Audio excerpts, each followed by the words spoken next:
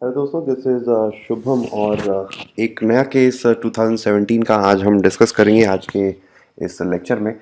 और ये जो लेक्चर है, जैसा कि आप जानते हैं, यूपीएससी आईएएस और पीसीएस के एग्ज़ाम्स के लिए ये रेलेवेंट है। और आई एम शुभम सिंह, आप सभी का स्वागत करता हूँ सिनॉप्सिस आईएएस के इस प्लेटफॉर्म में।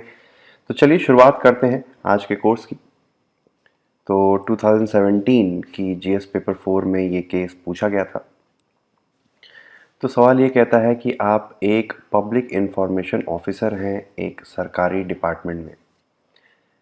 You are aware that RTI act 2005 envisages transparency and accountability in administration. ठीक है, जो आरटीआई एक्ट है 2005 वो पारदर्शिता और जवाबदेहिता, एडमिनिस्ट्रेशन को और पारदर्शी और ज़्यादा जवाबदेही बनाने के लिए लाया गया है। ठीक है, और इस एक्ट ने एडमिनिस्ट्रेशन के आर्बिट्रेरी मनमाने तौर तरीकों पर थोड़ी लगाम लगाने में मदद की है। हालांकि पीआईओ होने के नाते आप कुछ चीज़ें देखते हैं कि बहुत सारे जो सिटीजन हैं वो आरटीआई खुद के लिए, ठीक है, खुद के लिए ना करके दूसरे स्टेक होल्डर्स के लिए आरटीआई फाइल करते हैं। ठीक है, जिनका पर्पस होता है कि अपने वेस्टेड इंटरेस्ट आरटीआई के माध्यम से अपने पर्सनल इंटरेस्ट को फ़ायदा पहुंचा सके। उसी समय आप देखते हैं कि बहुत सारे आरटीआई एक्टिविस्ट हैं जो आरटीआई अक्सर फाइल करते रहते हैं, जिनका मकसद होता है कि सरकारी जो एम्प्लॉयज़ हैं, जो सरकारी लोग हैं, उनसे पैसे वसूल सकें। ठीक है, जैसे होता है ना कि मान लो कि कोई सरकारी अधिकारी है, उसने कोई फैसला लिया, ठीक है, उसके खिलाफ आपने आरटीआई करी, फिर उस आरटीआई की इंफॉर्मेशन आपके पास आ गई। ठीक है, अब उस आरटीआई की इंफॉर्मेशन इसको दिखाकर आप इस ऑफिसर को डराते हैं, धमकाते हैं कि तुम मुझे कुछ पैसा दो, नहीं तो मैं ये आरटीआई की इंफॉर्मेशन मीडिया में या कोर्ट में ले जाकर पेश कर दूंगा। ठीक है, तो इससे होता क्या है, इस आरटीआई एक्टिविज्म की वजह से जो एडमिनिस्ट्रेशन का काम काज करने का तरीका है वो एडवर्सली इफेक्ट हुआ है। ठीक है, और इसकी वजह से जो ओरिजिनल और जेन्युइन आरटीआई एप्लीकेशन है उनकी जो छवि है, उनकी जो इफेक्टिवनेस है वो खराब हुई है। ठीक है, तो कहने का मतलब ये है कि आरटीआई है, एक लॉ है आरटीआई, जिसका पर्पस है अकाउंटेबिलिटी एंड ट्रांसपेरेंसी लाना, लेकिन इसका जो है मिसयूज़ भी हो रहा है। ठीक है, ये केस जो है आरटीआई के मिसयूज़ से संबंधित है। अब ये सवाल पूछ रहा है आप कौन से मेजर्स अपनाएंगे ताकि आप जेन्युइन और नॉन जेन्युइन एप्लीकेशंस को सेपरेट कर सकें। इन सब के आपको मेरिट और डिमेरिट लिखने हैं। ठीक है, ये क्वेश्चन कह रहा है। ठीक है, कैसे आप जेन्युइन आरटीआई और एक ऐसी आरटीआई जो वेस्टेड इंटरेस्ट को फुलफिल करने के लिए बनाई गई है उसको आप कैसे सेपरेट करेंगे, और अलग अलग आपको मेजर्स देने हैं और सबके आपको मेरिट और डीमेरिट लिखने हैं। ठीक है, तो सिंपल है। तो चलिए शुरुआत करते हैं।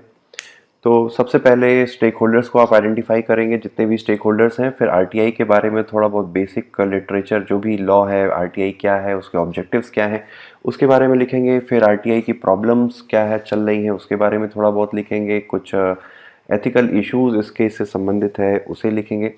फिर आप कौन कौन से मैकेनिज्म है जेन्युइन और नॉन जेन्युइन को सेपरेट करने के लिए, उसके मेरिट डिमेरिट लिखेंगे और फिर इस केस को कंक्लूड करेंगे। ठीक है, तो इस तरीके से हमारा केस का पूरा ब्रेकअप होगा। स्टेक होल्डर्स केस पढ़ने में 2 मिनट मान लीजिए आपने दिया, स्टेक होल्डर्स में आपने मान लीजिए कि 30 सेकंड दिया, आरटीआई और ऑब्जेक्टिव लिखने के लिए आपने मान लीजिए कि 1.5 मिनट का समय दिया, प्रॉब्लम लिखने में 1 मिनट, एथिकल इश्यूज लिखने में मान लीजिए आपने 2 मिनट का समय दिया। तो लगभग आप देख सकते हैं कि 7 मिनट का समय चला गया। बाकी आपके पास बचे 7 मिनट में आप ये जेन्युइन और नॉन जेन्युइन वाली चीज़ें लिखेंगे और फिर 1 मिनट में कंक्लूजन लिखेंगे। ठीक है, तो इस तरीके से हमारा टोटल 15 मिनट्स का जो केस है, जैसा कि आपको पता है एक केस लिखने के लिए लगभग 15 मिनट का समय आपको मिलता है, तो 15 मिनट के अंदर आप अपने इस केस को इस तरीके से टाइम का मैनेजमेंट कर सकते हैं। ठीक है, चलिए, तो स्टेक होल्डर्स कौन से हो गए? सरकार, फिर दूसरा स्टेक होल्डर हो गया जेन्युइन आरटीआई एक्टिविस्ट, तीसरा फेक आरटीआई एक्टिविस्ट, और चौथा सोसाइटी। तो these are various stakeholders. आप इसमें अपने आप को भी लिख सकते हो, myself as PIO, public information officer. थोड़ा बहुत आपको पता है PIO होता है, हर डिपार्टमेंट में, हर सरकारी विभाग में एक PIO होता है। जैसे अगर आप बैंक में जाएंगे तो मैनेजर, बैंक का जो मैनेजर होता है वो PIO होता है। ठीक है, अगर PIO आपकी बात नहीं मानता है तो वो जाता है APIO के पास, आप जा सकते हैं, appellate public information officer. Generally ज़िले में APIO आपका जो है डिस्ट्रिक्ट कलेक्टर होता है। फिर अगर यहाँ पर भी अगर बात नहीं जाती है तो अगर वो केंद्र, ये जो डिपार्टमेंट है अगर सेंट्रल गवर्नमेंट का है तो चीफ इंफॉर्मेशन ऑफिसर के, चीफ इंफॉर्मेशन कमिश्नर के पास जाएगा आपकी क्वेरी। अगर स्टेट डिपार्टमेंट है तो स्टेट इंफॉर्मेशन कमिश्नर के पास आपकी RTI के लिए आप अप्लाई कर सकते हैं। ठीक है, तो इस तरीके से प्रोसेस फ्लो होता है। खैर, RTI के बारे में थोड़ा सा बेसिक इंफॉर्मेशन लिखेंगे। तो RTI aims to provide legal rights to citizen to access government documents. ठीक है, ऑब्जेक्टिव क्या है? Accountability and control. दूसरा ऑब्जेक्टिव है ट्रांसपेरेंसी। तीसरा ऑब्जेक्टिव है प्रोबिटी इन गवर्नेंस। ठीक है, चौथा ऑब्जेक्टिव है co governance through citizen participation. What is co governance? Co governance, co governance का मतलब है when government and citizen cooperate in governance process. जब जनता और सरकार साथ में मिलकर काम करती है, एक दूसरे का सहयोग करती है, तो दैट इज कॉल्ड को गवर्नेंस। ठीक है, तो RTI से को गवर्नेंस कैसे आएगी? तो जब जनता को इन्फॉर्मेशन पता होगी कि सरकार का कामकाज के बारे में जनता को पता होगा, तभी तो जनता जाकर एडमिनिस्ट्रेशन में पार्टिसिपेट कर सकती है। समझ में आ रही बात? मान लीजिए कि एक गांव में पंचायत है। ठीक है, ग्राम पंचायत है। ग्राम पंचायत में कितना पैसा आया, ठीक है, कितना पैसा आया और कहाँ कहाँ पर वो पैसा खर्च हुआ, अगर ये इन्फॉर्मेशन उस गांव के लोगों को अगर पता होगी, तभी तो वो ग्राम पंचायत के कामकाज में सहयोग करेंगे। जब उनको कुछ पता ही नहीं होगा तो वो पार्टिसिपेट ही क्या करेंगे? तो इस तरीके से RTI के माध्यम से सरकारी विभाग की जवाबदेही, उनको कंट्रोल, ताकि कोई वो गलत काम न कर सके, पारदर्शिता लाना, प्रोबिटी, सत्यनिष्ठा, सरकारी विभाग में, सरकारी कामकाज में ऑनेस्टी और इंटीग्रिटी लाना, ईमानदारी, एक ईमानदार शासन का एक ईमानदार शासन प्राप्त करना। ठीक है, फिर जनता की भागीदारी को बढ़ावा देना। तो these are the various objectives of RTI। ठीक है, फिर लिखेंगे does RTI aim to departure from era of darkness towards era of light and thus act as master key of good governance। तो RTI के बारे में आपको ये कुछ कीवर्ड्स, ये पंचलाइन पता होना चाहिए। From the era of darkness, ये GS में भी काम आएगा, towards era of light and master key of good governance. ये किसने बोला था? RTI is a master key of good governance. Key का काम क्या होता है? To open. Master key of good governance बोला था सेकंड एडमिनिस्ट्रेटिव रिफॉर्म कमीशन ने। सेकंड ARC ने RTI को master key of good governance कहा है। तो थोड़ा बहुत RTI के ऑब्जेक्टिव्स आपने लिख दिए। फिर प्रॉब्लम लिखेंगे कि भले ही RTI का बहुत ही एक नोवल ऑब्जेक्टिव है, लेकिन ऐसा देखने को आता है कि बहुत सारे जो लोग हैं उसका मिसयूज़ कर रहे हैं। ठीक है, समाज के कुछ ऐसे एलिमेंट्स हैं जो RTI का मिसयूज़ करते हैं। बहुत सारे फेक एक्टिविस्ट RTI को अपने अल्टीरियर मोटिव्स के लिए, ठीक है, और अपने नैरो सेल्फिश इंटरेस्ट को फुलफिल करने के लिए RTI का मिसयूज़ करते हैं। ठीक है, ऐसा होता है। मैं एक ऐसे इंसान को जानता हूँ, मेरे ऐसे नोन थे, तो वो इसी तरीके का काम करते थे। ठीक है, आरटीआई से इंफॉर्मेशन लेके फिर गवर्नमेंट ऑफिसर्स को ब्लैकमेल करना और ये सब सारी चीज़ें। फिर ऐसे और भी वैसे ही फेक आरटीआई एक्टिविस्ट थे, तो फिर इन लोगों में कंपटीशन हुआ, फिर कंपटीशन के चक्कर में इन लोगों के बीच में गोली वोली टाइप भी चल गई। ठीक है, खैर। तो अब इसमें एथिकल इश्यूज़ थोड़ा बहुत लिख लेते हैं। एथिकल इश्यूज़ भले ही हालांकि पूछा नहीं है, लेकिन हमेशा कोशिश कीजिए कि एथिकल इश्यूज़ और केस की समरी लिखना, कॉम्पीटिंग वैल्यूज़, ये सब सारी चीज़ें आप ज़रूर लिखिए हर केस में। ठीक है, तो एथिकल इश्यूज़ क्या है कि misuse of RTI has created dilemma for government. ठीक है, डिलेमा क्या है कि if they put restriction on RTI, ठीक है, अगर वो आरटीआई के ऊपर कुछ रिस्ट्रिक्शन डालते हैं तो वो लॉ की को कॉम्प्रोमाइज़ कर देगा, फिर उसकी जो इफ़ेक्टिवनेस है उसको कम कर देगा। अगर आरटीआई में कोई भी इफ़ एंड बट वाली कंडीशन डालते हैं कि ये लोग ही आरटीआई डाल सकते हैं, या आरटीआई डालने के पीछे आपको रीज़न देना पड़ेगा कि आप आरटीआई क्यों फाइल कर रहे हैं, ठीक है, इस तरीके की कोई भी चीज़ होगी तो आरटीआई की जो इफ़ेक्टिवनेस है वो कमज़ोर होगी। ठीक है, जिसको कहते हैं टूथलेस। ठीक है, लेकिन अगर सरकार छोड़ देती है तो इससे जो आरटीआई जो एक्सटॉर्शन है, ठीक है, फिरौती, आरटीआई फिरौती, वो वो बदस्तूर जारी रहेगी। इट विल गो अनअबेटेड, बदस्तूर, which will frustrate governance process. This will frustrate governance process. तो ये हैं एथिकल इश्यूज कि अगर आरटीआई पे रिस्ट्रिक्शन डालते हैं तो कानून की इफेक्टिवनेस कमज़ोर होगी, अगर रिस्ट्रिक्शन नहीं डालते हैं तो उसका जो मिसयूज़ है वो बदस्तूर जारी रहेगा। ठीक है, तो कुछ मेजर्स जो है वो लिए जा सकते हैं। पहला तो मेजर ये है कि restriction on third party RTI application. Third party RTI application का मतलब है कि आरटीआई में क्या है कि कोई ज़रूरी नहीं है कि जो उस मामले से जुड़ा हुआ आदमी है वही आरटीआई फाइल कर सकता है, कोई भी आरटीआई फाइल कर सकता है। एक केरला में बैठा आदमी, ठीक है, यूपी के किसी गांव के, ठीक है, ग्राम पंचायत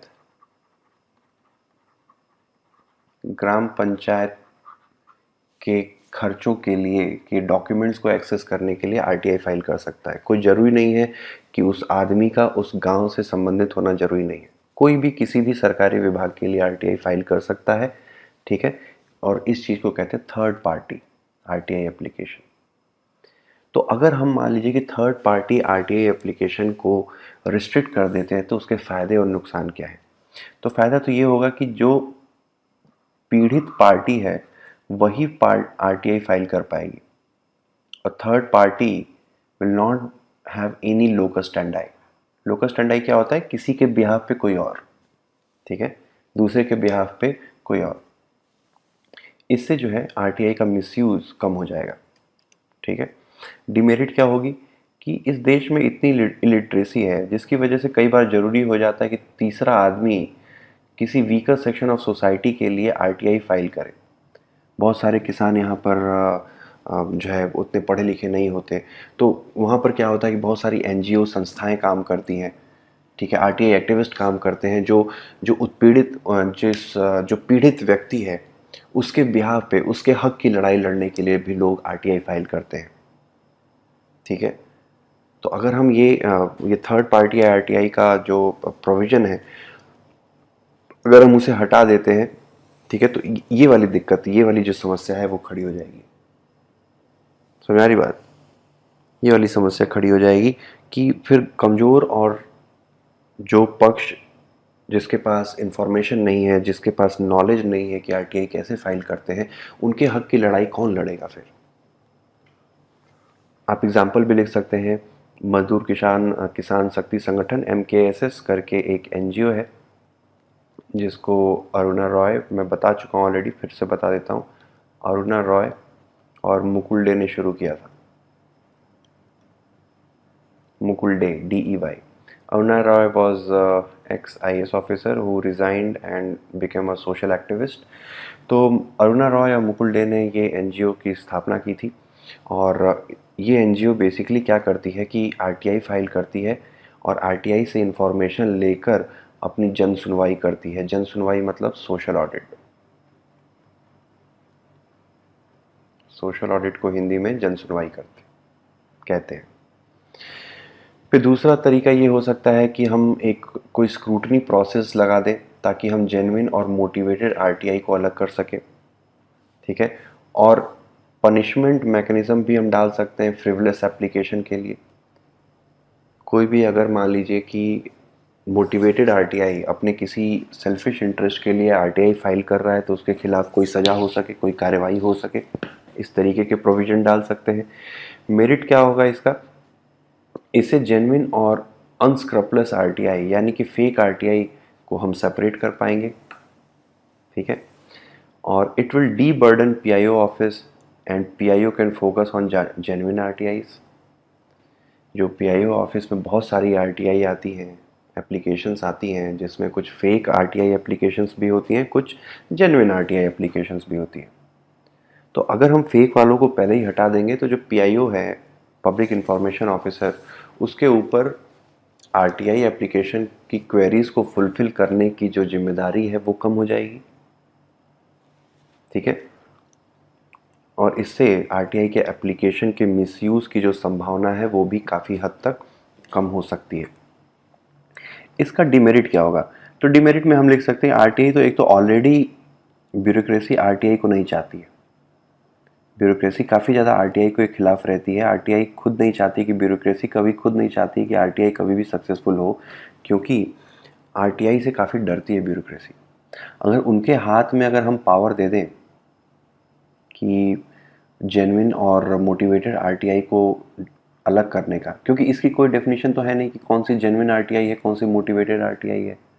तो हो सकता है कि ब्यूरोक्रेसी क्या करेगी कि जो ऐसी आरटीआई हो जिससे उनको समस्या खड़ी हो सके, खड़ी हो जाए, जिससे उनको डर है कि उनके खिलाफ कोई एक्शन हो सकता है, वैसे उन आरटीआई एप्लीकेशन को वो मोटिवेटेड आरटीआई एप्लीकेशन डिक्लेयर करके कैंसिल कर दें। ठीक है। क्योंकि ब्यूरोक्रेसी, इसको पढ़ के एक बार बताता हूँ, RTI already facing stiff opposition from bureaucracy, from bureaucracy, क्योंकि ब्यूरोक्रेसी हमेशा सीक्रेसी इंजॉय करना चाहती है। ब्यूरोक्रेसी कभी चाहती नहीं है कि उसके कामकाज के तरीके के बारे में किसी को भनक भी लगे, ताकि वो अपना मनमाना डिसीजन ले सके, मनमाने तरीके से कार्य कर सके। ठीक है। अगर हम कंडीशंस रख देंगे तो it will stifle the poise of RTI, it will make RTI effect of RTI, sharpness of RTI, it will blunt the RTI. ठीक है। फिर जेन्युइन एंड मोटिवेटेड आरटीआई एक सब्जेक्टिव डेफिनेशन है। ठीक है। जिससे हो सकता है कि सेलेक्टिविज्म की जो भावना है, it will open prospect of selectivism in treatment of RTI. Getting it? फिर तीसरा लिख सकते हैं punishment for frivolous RTI may instil fear in citizen and they may dissuade themselves from coming forward. अगर पनिशमेंट की बात अगर हम डाल देंगे फ्रिवलेस आरटीआई के लिए पनिशमेंट की, तो एक तो जनता वैसे ही सरकार से इतना डरती है और सरकारी बाबुओं से इतना डरती है, जनता डर के मारे नहीं आएगी कि हो सकता है कि कहीं ऐसा ना हो कि उनकी आरटीआई को फ्रिवलेस आरटीआई करार करके उनको सजा दे दी जाए। ठीक है। तो ये एक डर की बात है, तो ये इसके डिमेरिट है। समझ आ रही बात? तो राइट अप्रोच क्या होना चाहिए? राइट अप्रोच ये होना चाहिए कि putting any form of restriction in RTI application will jeopardise prospect and objectives of the law.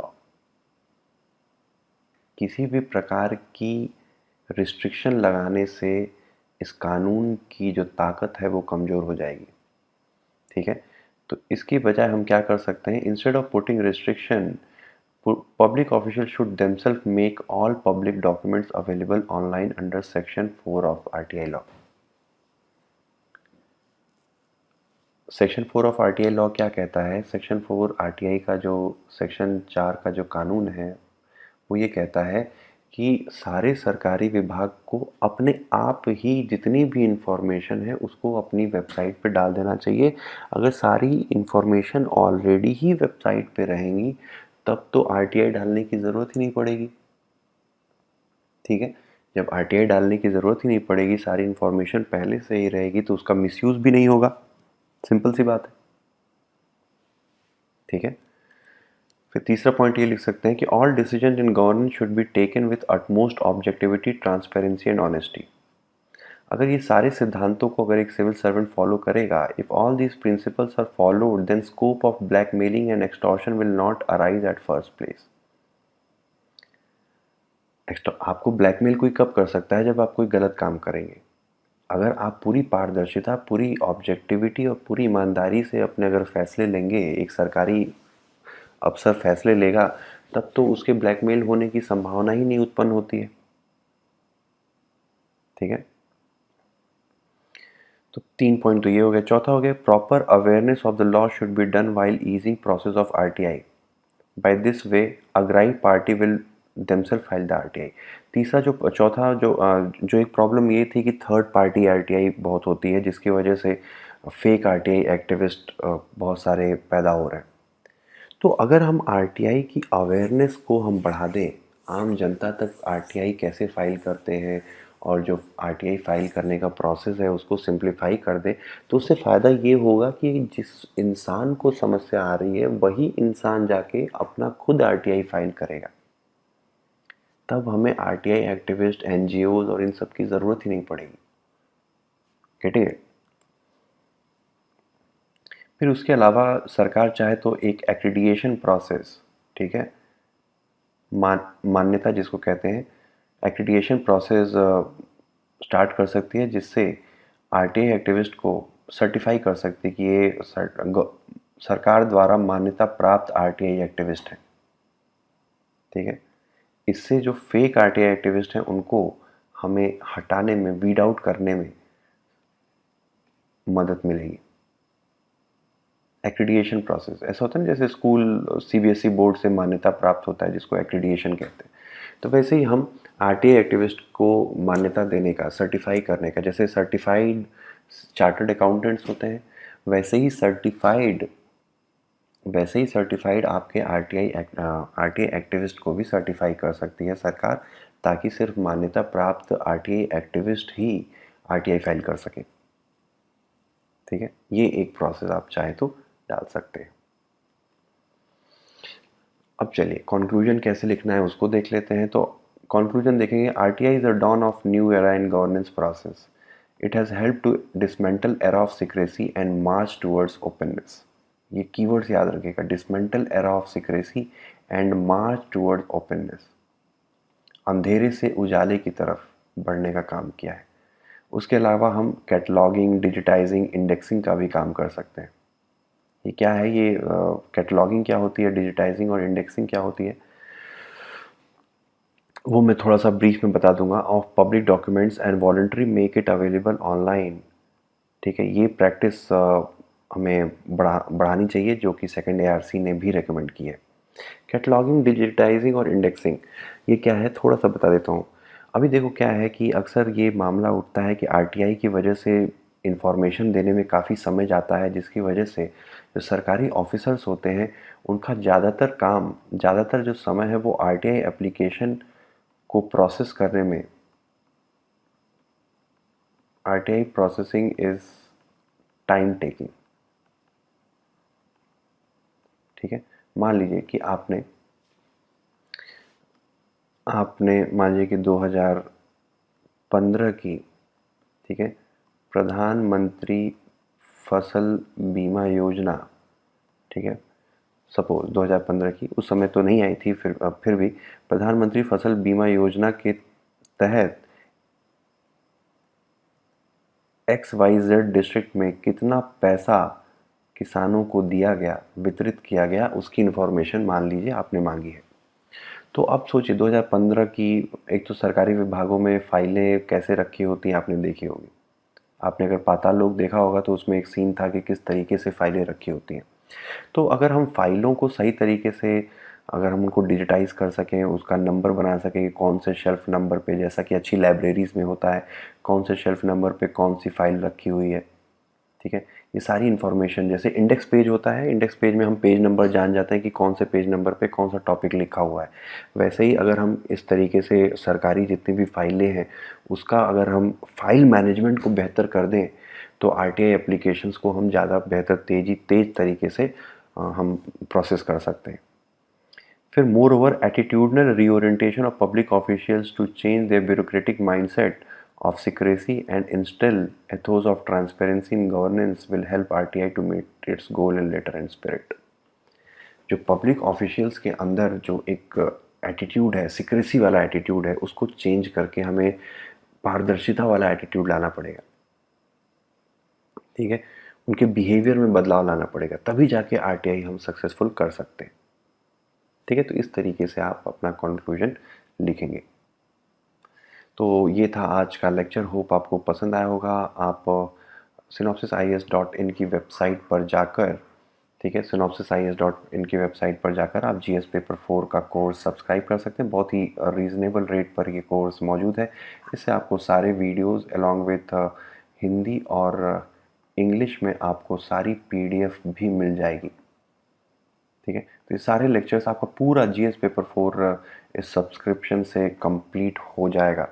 ठीक है, तो बहुत ही रीज़नेबल है, बहुत ही अफोर्डेबल और बजट में है, तो ज़रूर करिएगा। उसके अलावा सिनॉप्सिस आईएएस की हमारा यूट्यूब चैनल भी है। Don't forget to subscribe to this channel. ठीक है, and don't forget to press this bell icon. तो चलिए, आज का लेक्चर इतना ही। तब तक के लिए इजाज़त दीजिए। Tata bye bye.